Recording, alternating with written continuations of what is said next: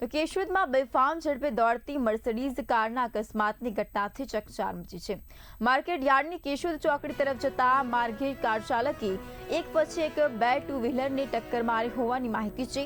ગૌશાળા હોસ્પિટલ નજીક 66 વર્ષીય જગદીશ રતિલાલ ભૂતની બાઇકને ટક્કર માર્યા બાદ બાયપાસ ઓવરબ્રિજ પાસે પરિવારની બાઇકને પણ અડફેટે લીધી હતી। અકસ્માતમાં હુસૈન સુલેમાન કુલારી, અફસાના કુલારી અને તેમનો 8 વર્ષીય પુત્ર સહિત કુલ 4 લોકો ઇજાગ્રસ્ત થયા છે।